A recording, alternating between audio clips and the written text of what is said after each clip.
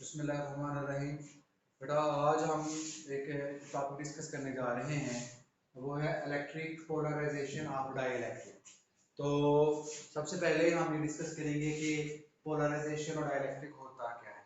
देखिए, अगर हमारे पास एक कैपेसिटर प्लेट्स हो, ये कैपेसिटर प्लेट्स हैं, इस कैपेसिटर प्लेट्स को जब हम किसी बैटरी के साथ अटैच करते हैं, ये एक बैटरी है, इसके साथ अटैच किया इन कैपेसिटर प्लेट्स को, तो क्या होता है कि इस के ऊपर चार्ज जो पॉजिटिव एंड के साथ अटैच है उसके ऊपर पॉजिटिव चार्ज आ जाता है और सेकंड के ऊपर नेगेटिव चार्ज आ जाता है। तो ये पॉजिटिव और नेगेटिव चार्ज आने से ये हम कहते हैं कैपेसिटर चार्ज हो गया। और जब कैपेसिटर जब चार्जिंग हो जाती है तो आप देखते हो कि इलेक्ट्रिक फील्ड लाइन पॉजिटिव से नेगेटिव की तरफ जाती है।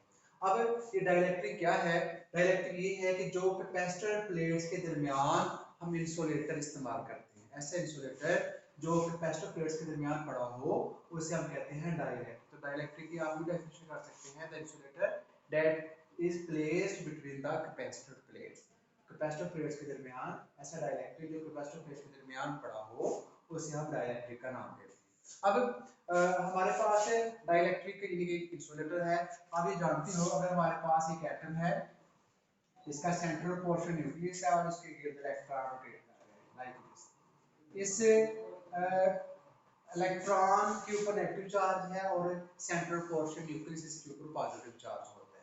जब हम ये इंसुलेटर इस्तेमाल क्यों करते हैं? इसलिए कि ये हमारे पास जो इलेक्ट्रॉन है ये टाइटली बॉन्ड है न्यूक्लियस के साथ, उसको छोड़ के नहीं जाता। जब हम ये मटेरियल ये इंसुलेटर जो एज ए डाइइलेक्ट्रिक इस्तेमाल हो रहा है इनके दरमियान रखेंगे तो क्या होगा कि यहाँ ये एटम इस तरह से जो इलेक्ट्रॉन होंगे वो इधर आ जाएंगे और पॉजिटिव यानी न्यूक्लियस इधर आ जाएगा और इधर आ जाएगा। इसी तरह सेंटर लाइक दिस, इधर पॉजिटिव इधर नेगेटिव। तो ये इस तरह से एटम जो है डाइइलेक्ट्रिक के वो खुद को यूं अरेंज कर लेते हैं, पॉजिटिव और नेगेटिव। तो ये आपके पास है डाइइलेक्ट्रिक एटम खुद को इस तरह से डिस्प्लेस कर लेते हैं। तो two equal but opposite charge place at some distance is called polarisation. Polarisation वो प्रोसेस है जिससे एक एटम या एक बॉडी के दो साइड पे, एक तरफ पॉजिटिव है और दूसरी तरफ नेगेटिव है, दो साइड पे चार्ज आ जाता है और उनके दरमियान स्मॉल डिस्टेंस होता है, उसे हम कहते हैं पोलराइजेशन। अब ये पोलराइजेशन क्यों हुई कि ये कैपेसिटर प्लेट्स थी, इसके ऊपर पॉजिटिव चार्ज इसके ऊपर नेगेटिव चार्ज। जब हम ये इंसुलेटर एटम जिसको हम डाइइलेक्ट्रिक कहते हैं इसके अंदर रखा तो पॉजिटिव प्लेट्स ने नेगेटिव इलेक्ट्रॉन को अपनी तरफ अट्रैक्ट कर दिया और नेगेटिव प्लेट ने न्यूक्लियस को अपनी तरफ अट्रैक्ट किया, जिसकी वजह से ये कुछ डिस्प्लेस हो गए और इसको रीअरेंज कर दिया। तो इसको हम कहते हैं ये पोलराइजेशन का प्रोसेस कंप्लीट हो गया। अब हुआ क्या, अगर हम ब्लू लाइन से ज़ाहिर कर रहे हैं इलेक्ट्रिक फील्ड लाइन, ये कौन सी इलेक्ट्रिक फील्ड लाइन है? That is due to capacitor plates. और यहाँ हम ये देखते हैं कि एटम के अंदर जो पॉजिटिव से नेगेटिव की तरफ जा रहा है लाइक दिस, ये भी इलेक्ट्रिक फील्ड है। ये इलेक्ट्रिक फील्ड जो ब्लू लाइन का है ये कैपेसिटर प्लेट्स की वजह से है, और जो ब्लैक लाइन से मैंने रिप्रेजेंट किया है जो इसके ऑपोजिट है उसको वो ड्यू टू पोलराइजेशन उस वजह से। अब देखिए हमारे पास ये इधर को जो है ये इलेक्ट्रिक फील्ड लाइन है ड्यू टू कैपेसिटर प्लेट्स, और उसके ऑपोजिट साइड में जो एक इलेक्ट्रिक फील्ड लाइन जनरेट हुई है किसकी वजह से? Due to polarisation of dielectric की वजह से।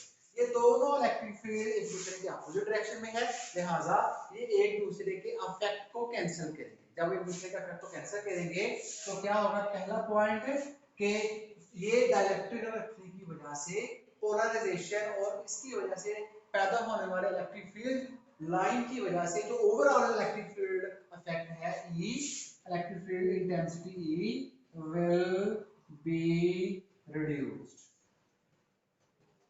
तो पहला पॉइंट ये है कि जब आप डाइइलेक्ट्रिक रखते हैं कैपेसिटर प्लेट्स के दरमियान तो ई इलेक्ट्रिक फील्ड लाइन वो रिड्यूस हो जाएंगी, कम हो जाएंगी। इसी तरह सेकंड ये देखें, पहला पॉइंट आपने लिख लेना है कि ड्यू टू डाइलेक्ट्रिक्स, पहला पॉइंट ये आप एमसीक्यू बन सकते हैं, E electric field intensity will be reduced. तो पहला कि जब हम डाइलेक्ट्रिक रखते हैं तो इलेक्ट्रिक फील्ड लाइन है वो रिड्यूस हो जाती है। अब देखिए second point, as we know that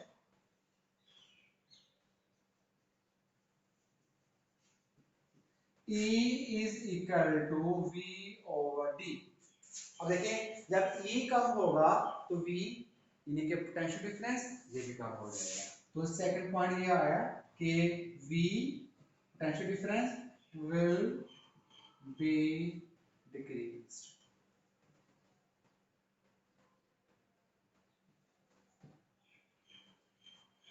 तो जो है ये भी आप रिड्यूस, ये भी रिड्यूस हो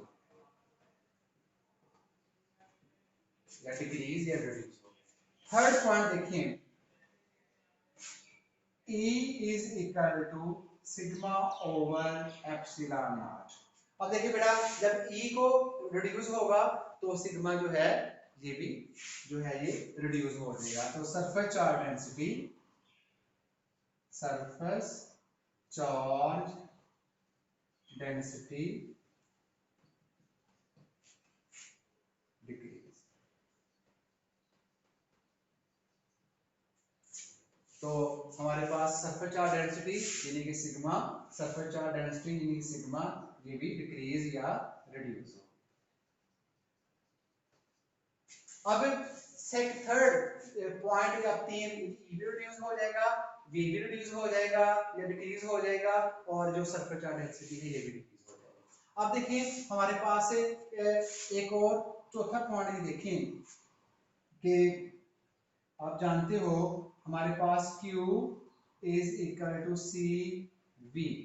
This implies C is equal to Q over V। अब एक चार्ज कैपेसिटर प्लेट्स का ये कांस्टेंट अगर हो तो ये क्या ज़ाहिर करते हैं, C is inversely proportional to G। अब बेटा देखें जब ये V रिड्यूस या डिक्रीज होगा तो ये जब कम होगा तो C यानी कैपेसिटेंसी ऑफ कैपेसिटर इसमें इजाफा हो जाएगा। तो जब हम डाइलेक्ट्रिक रखते हैं कैपेसिटर प्लेट्स के दरमियान तो E, V और सिग्मा ये तो कम होते हैं, लेकिन जो चीज बढ़ती है वो कौन सी है, C यानी कैपेसिटेंसी ऑफ कैपेसिटर। तो ये आपने नोट रखना है कि जब हम डाइलेक्ट्रिक रखते हैं कैपेसिटर प्लेट्स के दरमियान तो कैपेसिटेंसी of capacitor will be increase। तो ये चार पॉइंट यानी कि पहले डाइलेक्ट्रिक क्या है, वो मटेरियल जो हम कैपेसिटर प्लेट्स के दरमियान रखते हैं, ऐसा इंसुलेटर जो कैपेसिटर प्लेट्स के दरमियान होता है उसको हम कहते हैं डाइलेक्ट्रिक। डाइलेक्ट्रिक की वजह से एटम जो है वो जो है डिस्प्लेस होते हैं two equal charge place at some distance two equal but opposite charge at some distance is called polarisation. इस पोलराइजेशन की वजह से क्या होता है, E और V कम हो जाता है, सिग्मा कम हो जाता है, लेकिन कैपेसिटेंसी ऑफ कैपेसिटर इसमें क्या हो जाता है, इजाफा हो जाता है। तो this is called electric polarisation of dielectric. तो ये आपके एमसीक्यूज के हवाले से टॉपिक है, ये आप लोगों को